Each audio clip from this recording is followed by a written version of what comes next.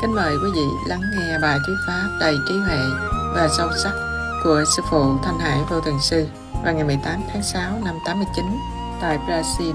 Tựa đề học từ một minh sư để trở thành minh sư. Quý vị có biết hóa thân của minh sư có nghĩa là gì không? Thân ánh sáng. Vocês sabem qual é a manifestação física de uma mestra? Thân ánh sáng của minh sư có thể xuất hiện ở mọi nơi, mọi lúc, không phải chỉ trong mơ. O corpo iluminado da mestra aparece em qualquer hora, em qualquer lugar, até mesmo num sonho. Đôi khi quý vị có thể thậm chí thấy hóa thân với mắt mở. E às vezes você pode inclusive ver com olhos nus. Như quý vị thấy tôi bây giờ. Como você está me vendo agora. Có thể tại trạm xe lửa, có thể trong xe lửa, có thể trong phi cơ, có thể lúc quý vị làm việc, có thể khi quý vị dọn dẹp phòng vệ sinh, bất cứ đâu. Nếu quý vị cần gặp, minh sư sẽ xuất hiện. Đó gọi là hóa thân, hay là thân ánh sáng, bởi vì thân thể đầy ánh sáng. Não importa onde, fazendo o quê, no avião, no trem, no banheiro ou fazendo o seu jardim, a mestra aparece. Isso significa o corpo manifesto.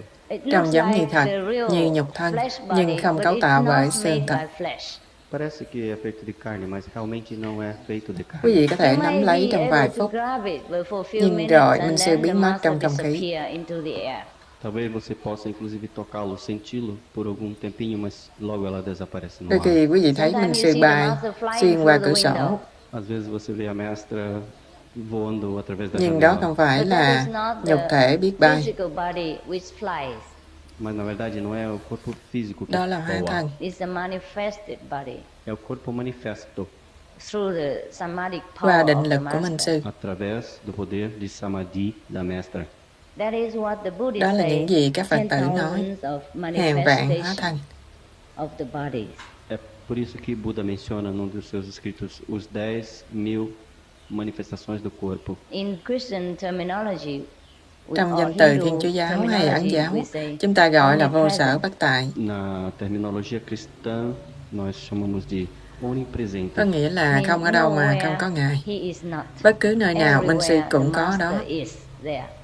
Significa a mestra está em qualquer lugar, em todos os lugares. Ela está Bất lá. cứ chân sư cũng có thể hóa ra hàng ngàn, cả vạn, cả trăm, hàng trăm ngàn hóa thân và hàng triệu hóa thân. Qualquer mestre real é capaz de manifestar 1.000, 10.000 ou milhões de corpos Để giúp các đệ tử a fim de ajudar os ở discípulos mọi nơi và mọi lúc. em qualquer lugar, em qualquer momento.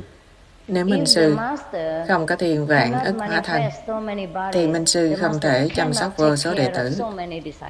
Se a mestra não pudesse se manifestar através de tão muitos corpos, ela não poderia ajudar os Và nếu minh discípulos. sư không có thiên vạn ức hóa thân, thì vì đó không phải chân sư. E se ela não puder manifestar tantos milhares de corpos simultaneamente, ela não é uma mestre real. Se paro de comer carne, meu corpo não se enfraquece caso não tenha condições de preparar comida vegetal? Nếu con ngừng If I ăn stop thịt, eating meat, thân thể con có bị does suy my yếu body nếu weakness con không có điều if I do kiện not have conditions để to làm món prepare thịt chay? vegetable meat? Không, nhưng quý vị phải chọn thức ăn nhiều chất đạm. Mas você precisa selecionar vegetais com proteínas. Để thay thế chất đạm trong thịt. Para substituir aqueles que estão faltando que a carne teria dado. Trong sách biếu của tôi nói về việc ăn chay. Trong đó, tôi cho quý vị biết thức ăn loại nào, ăn thức ăn nào có đủ dinh dưỡng. Um dos meus folhetos eu escrevo algumas coisas sobre que substituições você deve fazer para Thịt comer. không tốt. Giờ đây tất cả chúng ta đều biết rồi. Comendo carne não é muito bom, até agora já descobrimos isso. Các bệnh viện đầy người ăn thịt. Nos hospitais estão cheios de gente que come carne. Người ăn chay ít đi bệnh viện. Vegetarianos dificilmente vão aos hospitais. Càng văn minh, càng ăn nhiều thịt, chúng ta càng xây nhiều bệnh viện. Quanto mais civilizados, Quanto mais nós comemos carne, mais nós vamos para o hospital. Nếu chúng ta sợ rằng ăn chay không đủ dinh dưỡng, hãy nhìn loài voi, hãy nhìn loài ngựa, hãy nhìn loài bò. Se vocês acham que vegetarianismo não é uma coisa boa, veja os elefantes, observe as vacas, olhem os cavalos. Có loài vật nào mạnh hơn voi không? Tem coisa mais forte que um elefante? Loài voi ăn gì? O que que ele come? Voi ngay cả không bận tâm chất đạm. Ta cho quý vị biết. Ele nem se preocupa com proteína, eu te falo. Đừng tự gạt mình. Não se engana. Ăn chay rất khỏe mạnh.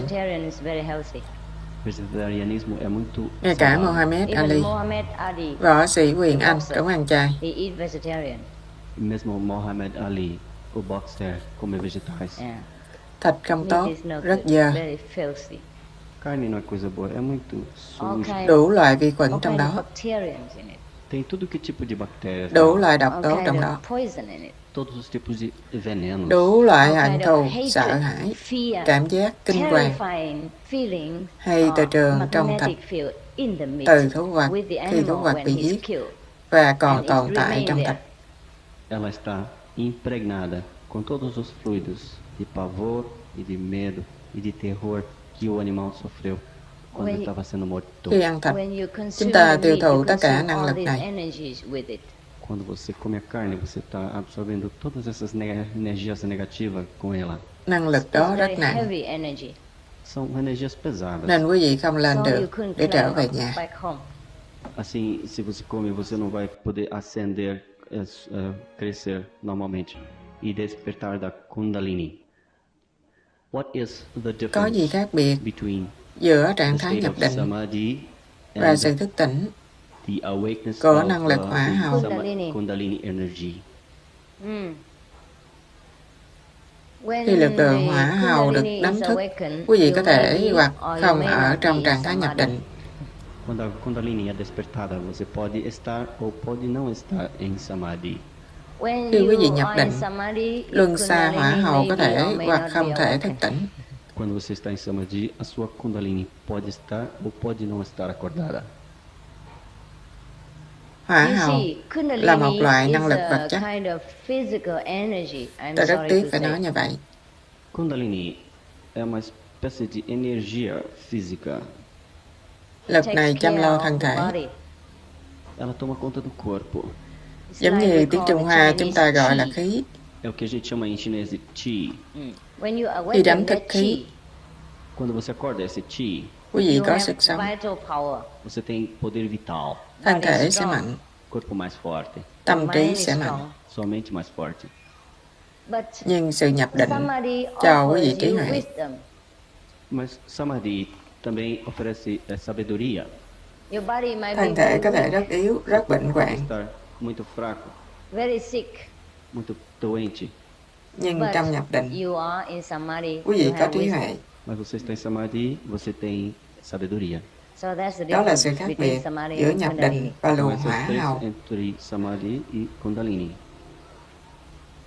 Existe a possibilidade de uma pessoa atingir a autorrealização através da experiência direta, no caso de não possuir um mestre físico em sua proximidade? Is it Có thể possible nào một for người one đạt to khai reach ngộ enlightenment qua through trải nghiệm trực tiếp direct experience in case trong he trường doesn't hợp have họ a real không gặp vị master chân sư? around? Được, quý vị có thể đạt khai ngộ mà không có minh sư. Sim, você pode obter realização sem um mestre. Có nhiều lý do cho điều này. Há muitas razões para isso. Một trong những lý do là quý vị tu hành trước đây, nhiều kiếp trước đây. Uma das razões é que talvez você tenha praticado em outras vidas Và ký ức vẫn còn đó. e a memória dessas práticas anteriores ainda está lá. Có những người chúng ta gọi là thiên tài. Tem algumas pessoas que se chamam de gênios. Ngay từ nhỏ, họ đã làm được nhiều việc. Desde a infância, eles podem fazer coisas fantásticas. Đây là trường hợp của lực lượng tu hành còn dư lại từ tiền kiếp. Esse é justamente um caso de remanescência desses poderes passados, de experiências em vidas passadas. Cho nên một số người, khi họ được sinh ra và chỉ là một đứa trẻ, đã muốn tu hành, tọa thiền, ăn chay, đi chùa, vân vân. Então, aí nós vemos criancinhas que já começam a comer comidas vegetais, ir ao templo e se comportar de maneira mais religiosa desde o começo. Bây giờ có trường hợp khác là quý vị đã khai ngộ.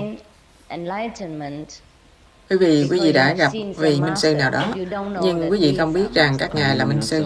Mas também tem casos que você alcança a iluminação Không nhận ra các ngài, por ver mestre, mas sem saber que realmente aquele é mestre. hoặc có thể thậm chí không tin là minh sư. Ou você talvez pode nem acreditar no mestre. Tuy vậy, quý vị vẫn được gia trì. Apesar de tudo, você ainda obtém as bênçãos. Quý vị chỉ cần nhìn mắt của vị minh sư một lần. Você simplesmente olha nos olhos do mestre uma vez. Trong vài trường hợp, đủ cho quý vị khai ngộ. Em alguns casos, isso é suficiente para lhe dar iluminação. Và quý vị cũng có thể đạt giải thoát nhờ ân điển đó. E você pode inclusive obter a liberação espiritual através dessa Nhưng graça. điều này không thể giúp quý vị thành minh sư hay Phật trong kiếp này. Đó là sự khác biệt. Só que isso não vai lhe capacitar a ser Buda. Bởi vì nessa sự khai vida. ngộ này không hoàn toàn, Porque essa iluminação não é chỉ là completa. một phần khai ngộ. Somente a parte de uma Một loại nữa iluminação. là khi quý vị gặp một hoặc nhiều đệ tử của vị đại minh sư này. Uma outra categoria é a que você encontra muitos discípulos Do desse sau đó quý mestre. vị liên lạc được với họ, giúp đỡ họ, hoặc là có liên hệ mật thiết với họ. Então, por ter bom relacionamento com eles, ajudando-os, estando junto com eles. Boas Và người đệ relações tử com đó eles. có thể nói về vị minh sư. E o discípulo se refere com frequência ao Có mestre. thể cho quý vị xem hình của minh sư, Pode lhe dar uma rồi quý vị fotografia được do gia mestre. trì. Então, também você pode obter Đôi bênçãos. khi họ có thể chia sẻ với quý vị quà gia trì từ minh sư. Às vezes eles te oferecem comida Quý vị ăn abençoada, một miếng prasad. và bỗng nhiên quý vị không biết chuyện gì xảy ra, nhưng quý vị thấy ánh sáng và trở nên khai ngộ. E você come aquele pouquinho e subitamente você se torna iluminado. Và quý vị nghĩ điều đó tự mình có. Aí você pensa, puxa, isso Không aí đúng, é de mim thật próprio. sự là từ gia trì vô hình của minh sư qua người đệ tử, qua thức ăn gia trì. Não, não foi de você próprio. Foi através dos discípulos que deram comida do mestre. Comida Được minh abençoada. sư ban ăn điển. Thức ăn đó mang lực lượng tâm linh của minh sư.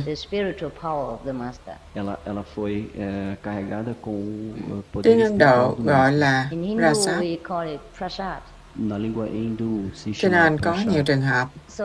Về khai ngộ. Esses são alguns dos casos de Đôi iluminação. khi, nếu là thân quyến của đệ tử,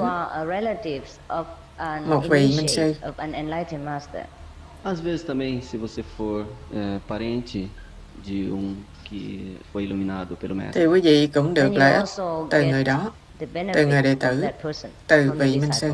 também assim você obtém benefícios dessa Có nhiều trường hợp. Então, Một số đệ tử của tôi có con cái, Veja, alguns dos meus discípulos 2, têm 3 filhos, hoặc 4 tuổi, 4, 2, ban 3, đêm 4 hòa anos. tọa thiền và em nhỏ ở phía sau. E toda noite eles meditam. Bỗng e as nhiên một ngày crianças nọ, estão junto. em nhỏ nói với mẹ, con thấy sư phụ đến đây. E então, subitamente algum dia eles dizem, mamãe, ó, Con eu thấy vi o Chúa mestre Giêsu chegar aí. hay con thấy Phật, con thấy ánh Eu sáng, vi nghe âm Jesus, thanh. eu vi Buda, eu vi lá luz, eu escutei som.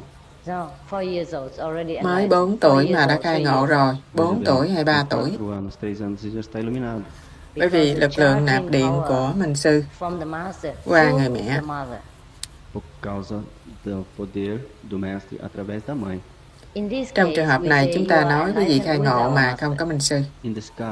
Nesse caso, disse que você foi iluminado sem mestre. Ter filhos pode limitar o caminho da liberação? Việc có con cái có thể cản trở con đường giải thoát không? Không, hoàn toàn không. De forma alguma. Quý vị thậm chí có cơ hội để mang linh hồn khác về nhà. Você inclusive tem uma chance de levar uma outra alma para casa.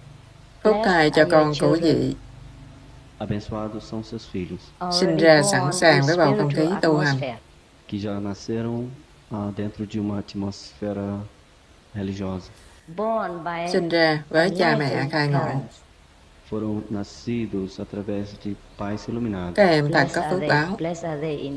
Abençoados são eles, na verdade. Có con là điều tốt. É bom ter filhos. Nếu mọi người ngưng có con, thì các vị Phật từ đâu đến? De outra forma, se a gente para de ter filhos, de onde virão os Budas? Chúa Giêsu không có cơ hội để trở lại lần nữa. Jesus não teve outra chance de voltar aqui.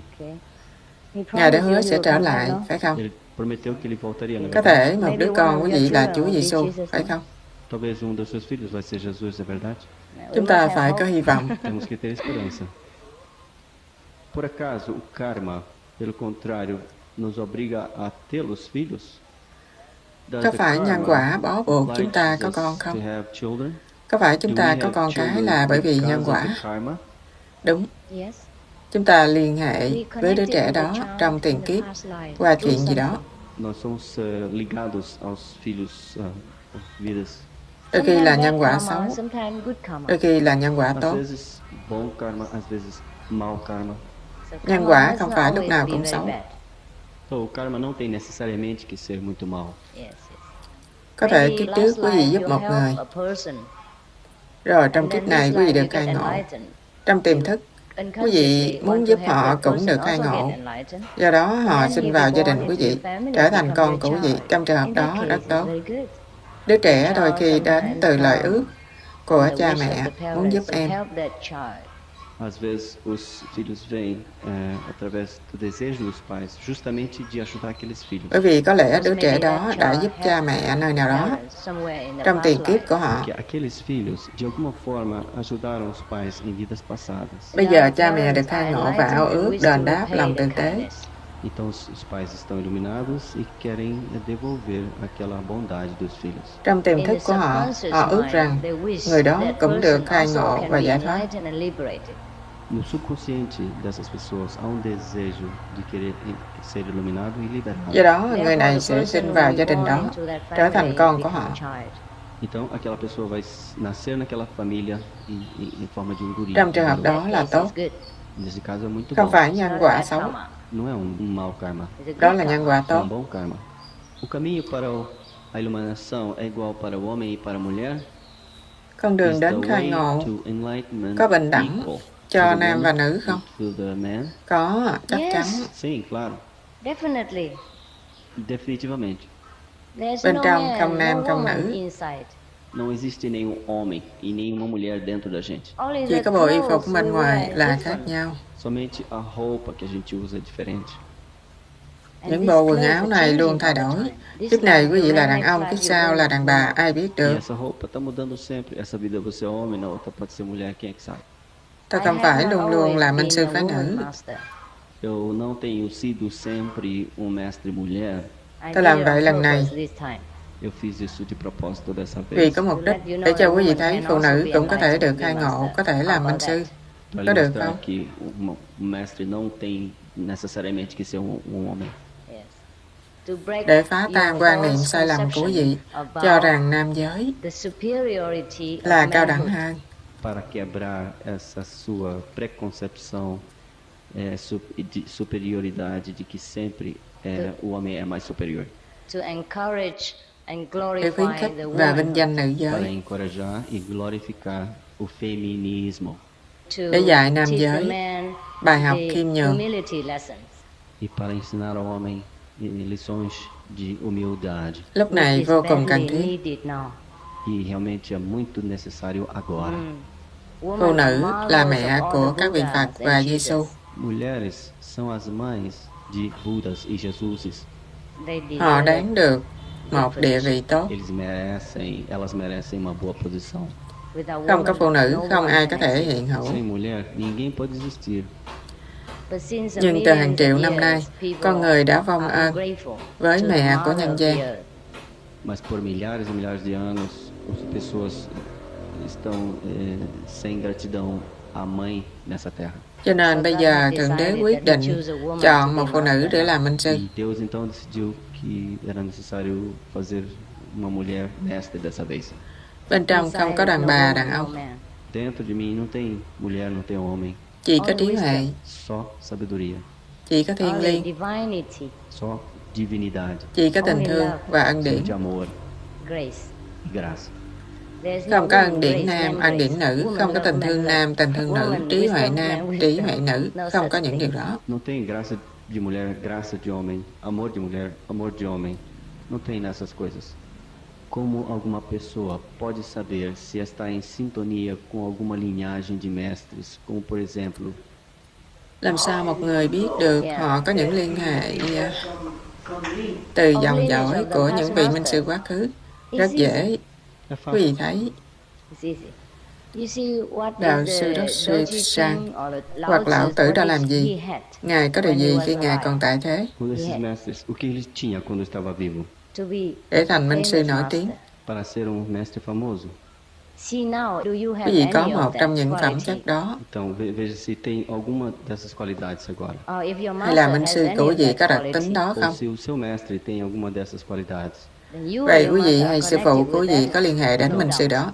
Chắc Então, você chắn e vậy. seu mestre estão ligados àquele mestre, não tem dúvida. Bởi vì quý vị có cùng một phẩm chất. Porque ambos vocês têm a mesma qualidade comum. Khi lão tử còn tại thế, chắc chắn Ngài khai ngộ. Quando Tao Te estava vivo, não há dúvida que ele tinha iluminação. Ngài có tất cả đức hạnh như từ bi, nhân ái và lực lượng để độ chúng sinh. Ele tinha todas as virtudes como compaixão, bondade e todas essas outras. Ngài có ánh sáng. Ele tinha poder e luz. Nếu minh sư quý vị có những phẩm chất này thì chắc chắn Ngài là người thừa kế của dòng dõi Se o này. seu mestre tem alguma dessas qualidades, com certeza ele é dessa linhagem de mestres. Nếu cũng được những phẩm chất đó hoặc một ít phẩm chất đó và phát triển thêm hơn thì quý vị cũng là hậu duệ của vị minh sư Se đó. você Quý vị próprio được cầu tiver thông. alguma dessas qualidades, então pode ter certeza que você é um descendente desses mestres. Gostaria de saber se os espíritos nascem ou se existe um número já determinado de espíritos.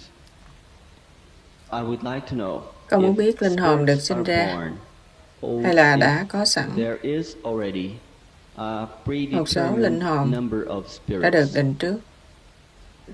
Có một số linh hồn già, một số còn mới. Tem novos e tem velhos espíritos. Đa số là già. A maior parte deles são velhos. Linh hồn già là những ai sinh ra làm người và không bao giờ làm nhiều việc sai lầm. Velhos são aqueles que são nascidos como humanos e nunca fizeram nada errado. Họ tiếp tục trở lại làm người. E ficam voltando como humanos. Linh hồn mới là từ thế giới khoáng vật, từ thế giới thực vật. Os novos são aqueles do reino vegetal, do reino animal. Do reino animal, Từ thế giới động vật. Họ tiến hóa lên làm người. que eles vão se evoluindo e se tornam homem. Đây là những linh hồn hơi ngây dại, phản ứng hơi chậm chạp, có thể thậm chí hung dữ. Esses são devagar, são lentos nas suas reações. Nếu người đó lên làm người từ đá thì họ trông giống viên đá. Bom, se ele era uma pedra e agora se torna um homem, agora ele vai parecer mais ou menos que nem pedra. Lạnh, trống rỗng, khờ dại, Frio, branco, estúpido, vazio, bướng bỉnh. teimoso.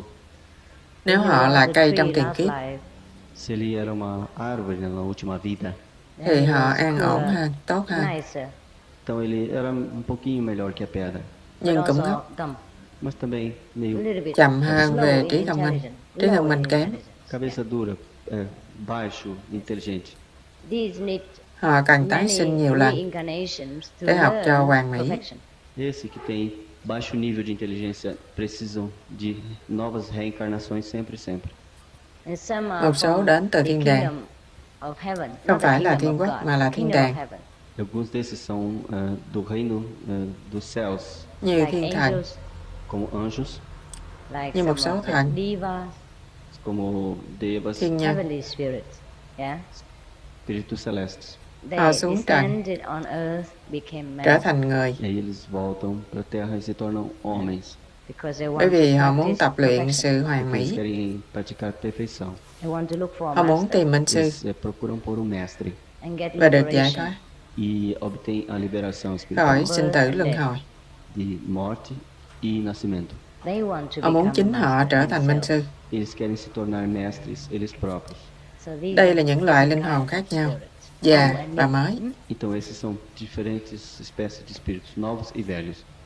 Como ficam os descendentes e cônjuges nos casos dos karmas?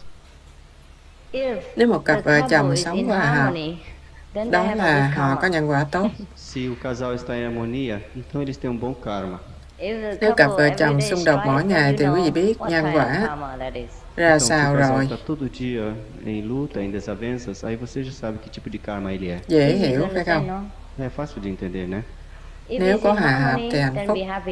Se eles estão em harmonia, são felizes. Nếu không hòa hợp thì cố gắng điều chỉnh và Se eles khoan estão dung. em harmonia, eles são felizes e tolerantes. Để lần sau tránh tái sinh làm cặp vợ chồng nhân quả xấu lần Então, nữa. eles, dessa forma podem conceber novos karmas novamente. Tolstoy có một bà vợ rất tệ. Tolstói tinha uma esposa terrível. Quý vị biết Leo Você conhece Tolstoy, Leon Tolstói? Chiến tranh và hòa bình. Ông có bà vợ rất tệ, nghe kể Ele như tinha vậy. uma esposa terrível. Mỗi ngày bà cào nhào, chửi bới và làm ăn ông, thậm chí đánh ông, đôi Às khi vezes đuổi ela ông ra podia khỏi nhà. machucá-la, brigar com ele e jogar ele fora da casa às vezes. Một ngày nọ, bạn của ông không còn chịu nổi, dia, um amigo dele não pôde aguentar isso muito tempo. bèn nói với Tolstoy, tại sao anh không đá con quỷ đó ra khỏi nhà anh, rồi chúng ta sẽ có hòa bình. Tolstói, por que você não joga essa mulher fora da tua casa? Então a gente tem paz aqui. Tolstoy Tolstói nói, falou, đừng nói lớn não fala thế. muito alto. Biết rồi, tôi đã làm như vậy. Ontem à noite eu fiz a mesma coisa. Do đó kiếp này tôi chịu khổ hơn. Tôi không dám làm vậy nữa. Eu não me atrevo a fazer isso outra vez. Hiểu không? Isso aí? Quý vị càng phấn đấu, hoàn cảnh càng tệ hơn. Vậy hãy chấp nhận bất cứ gì Thượng Đế ban cho, cố gắng vượt qua và tự huấn luyện mình có kiên nhẫn, khoan dung và thương kẻ thù. Quanto mais a gente se esforça para melhorar, mais a coisa piora. Então, o melhor é pedir ajuda de Deus, ajuda divina e ser tolerante. Ngay cả người thông minh như Tolstoy còn không thể đối phó với bà vợ dữ. Vậy người thường chúng ta tốt nhất là nên giữ yên lặng. Mesmo homem sábio como Tolstói não pôde lidar com essa situação, então a gente é melhor lidar com cuidado das circunstâncias. Possível perdoar a si mesmo e depois recomeçar com a sua ajuda? Is it possible to forgive Có thể nào yourself? tự tha thứ mình và bắt đầu lại với sự giúp đỡ của Ngài? Có thể được. Nếu quý vị làm điều gì sai và thành tâm sám hối, quý vị có thể tha thứ mình bằng cách đền bù lỗi lầm quý vị đã làm cho người khác. Você pode obter perdão por perdoar a outra pessoa, obter essa bênção. Nếu quý vị không thể đền bù, thì ít nhất là nói xin lỗi, hoặc làm tối đa Se nếu você có thể. não puder pedir esse perdão, pelo menos pode dizer, desculpe, eu estou muito sentido. Nếu không thể nói xin lỗi, hãy sám hối với Se Thượng você Đế não puder pedir desculpas, pelo menos arrependa-se diante de Deus. và nguyện không bao E giờ prometa nunca fazer isso novamente. tái phạm trong tương lai, rồi quên đi. Esqueça. Mọi người đều có lúc làm việc gì đó Todo sai ser lầm. humano faz qualquer coisa de errado às vezes. Điều quan trọng là sám hối và cải đổi tốt hơn. A coisa importante é arrepender-se e mudar. para o melhor. Nếu quý vị tiếp tục tự trách mình suốt đời, thì không tốt cho ai Se cả. você ficar sempre se culpando a vida inteira, não é bom para ninguém. How can I Làm end sao the con có thể feeling chấm of dứt cảm greed? giác tham Como lam? eu posso eliminar o sentimento de ambição? How can I stop being Làm sao con có ambitious? thể ngừng tham vọng? Điều đó không dễ. Não é fácil. Como? Chỉ khi nào quý vị thấy vẻ đẹp, sự vinh quang của thiên quốc, thì quý vị mới quên được tham vọng, muốn thành công trên đời này. Somente quando você consegue ver a glória e a beleza do reino de Deus, você é capaz de esquecer as ambições desse mundo. Do đó tôi cống hiến quý vị pháp môn Quán Âm, É por isso que eu ofereço a vocês o método Kuan Yin. để quý vị có thể thấy Para vinh que quang você của Thượng possa Đế, ver a glória de Deus no céu của thiên đàng. Sau đó, quý vị không còn ham muốn danh lợi vật chất, e perder esse desejo pelo ganho material e fama. You think now con nghĩ mình quan are trọng, important, nhưng but không you phải are not. vậy. So I suffer Cho nên from con this chịu khổ feeling of với cảm giác self-importance. tự tôn này. He wants actually Anh ta to muốn biết know làm sao how to để vượt overcome qua cảm this giác feeling of tự cho là mình quan self-importance. trọng. Cũng tốt là quý vị biết quý vị có cảm giác tự É tôn bom này. que você saiba que tem esse sentimento de importância. Bệnh của quý vị đã chữa được phân nửa rồi. Você já foi cortado pela metade. Có một cách rất tốt để vượt qua sự kiêu Uma hãnh boa này. forma de cortar esse orgulho próprio. Quý vị nghĩ đến sự vĩ đại của vũ Só trụ pense sobre a grandeza do universo và vạn vật trong vũ trụ mà quý vị chưa thể hiểu được. e de outras coisas no universo que você não tem sido capaz de entender.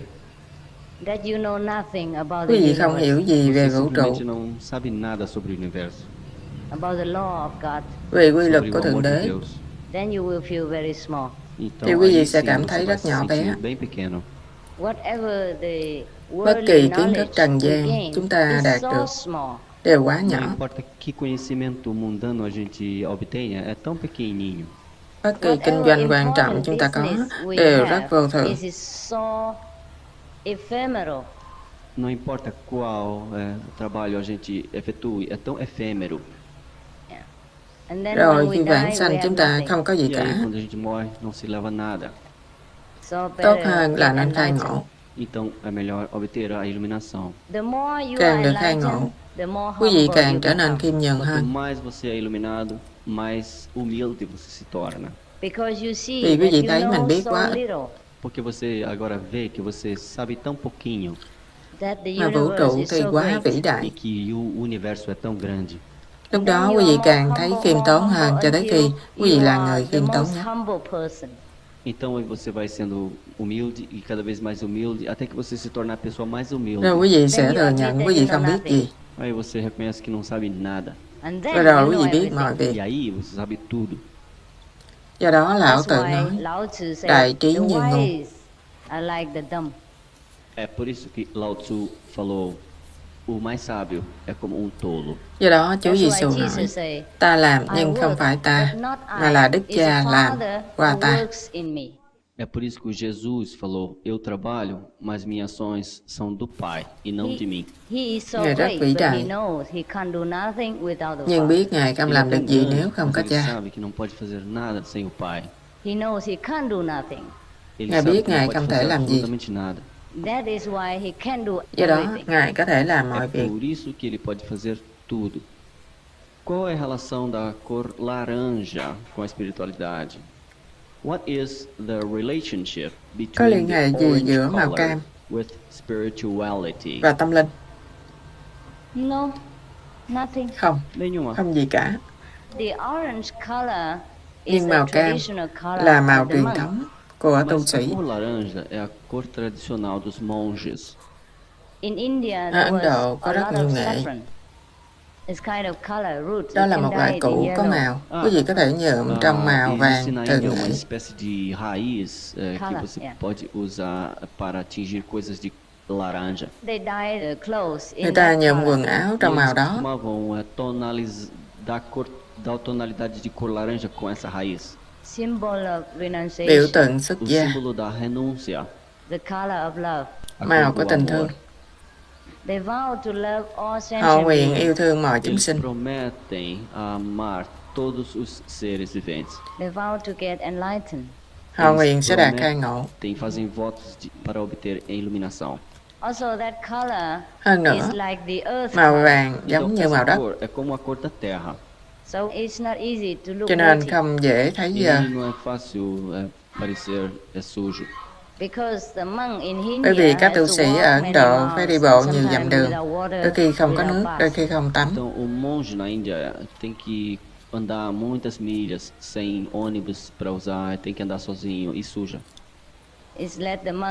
Màu này khiến tu sĩ nghĩ rằng họ sinh ra từ cát bụi và sau này sẽ trở về cát bụi, cho nên không có gì để ràng O buộc vào. monge fica sabendo que ele é como a terra, que ele parece com a terra e não tem que se preocupar com a diferença. Nhưng tốt hơn là nên nhuộm tâm của mình, không phải quần áo. Dar a tonalidade laranja a seu coração e não a sua roupa.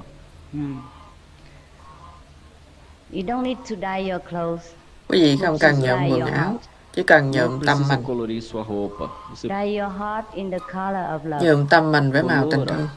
colora seu coração na tonalidade do amor. Mặc ân điển của Thượng Đế trên người, Então, thì você quý terá a vị graça de Deus ao redor de você. sẽ trở thành Thượng Đế. Aí você se torna Deus. Você Quý se vị trở torna thành amor. tình thương. Tenho medo de me iniciar e ficar fraco e voltar a comer carne. Mestre, assim mesmo devo iniciar? I'm afraid to Con be sợ khi vào tâm initiated ấn, and become rồi weak trở nên yếu and go đuối, back to eat và ăn thịt meat. trở lại. Master, Thưa sư even phụ, though, con có nên shall I be thọ tâm initiated? ấn không? Sim, Có, claro. nên. Quý vị rất thành thật, Você é muito honesto. và Você ta é thích muito, như eu vậy. gosto disso. Trong tương lai chúng ta không biết. Hãy lo cho hiện Futuro a tại. gente não sabe. Preocupe-se com o presente. Có thể quý vị sẽ ăn, có thể sẽ không bao giờ. Talvez Ai biết não được. acontecerá, quem sabe? Quý vị cần phải thành tâm, cầu nguyện minh sư và sự giúp đỡ sẽ đến. Orar para o mestre e a ajuda estará lá. Nếu quý vị thành tâm, Se minh sư você sẽ for không để franco quý vị thất sincero, o bại. mestre não lhe abandonará. Foi dito hoje que as nossas experiências incomuns não devem ser relatadas, pois desaparecem. Elas não podem ser úteis a outras pessoas. It was said today that Hôm qua our Ngài nói rằng uncommon những thí nghiệm experiences linh thiêng should not be related, của mình không nên kể otherwise ra, they will bằng không disappear. sẽ biến mất. But what about our friends, Nhưng còn other bạn people? hữu, người khác thì Can sao? they be useful to others? Trải nghiệm có hữu ích cho người khác không? Có, sẽ có ích lợi cho người nghe. Sim, elas vão ser úteis para as pessoas que escutam. Nhưng không có ích lợi cho người kể. Mas não é útil para aquele que narra. Quý vị thấy, bạn của chúng ta vừa kể về trải nghiệm của con bà. Sự gia trì của minh sư chỉ dành cho quý vị, không nên chia sẻ với bất cứ ai. Por exemplo, a estudante estava falando sobre as bênçãos sobre o seu filho. Nếu quý vị nói ra, minh sư sẽ đóng cửa lại. Se você falar sobre isso, a mestre vai e te cala a boca.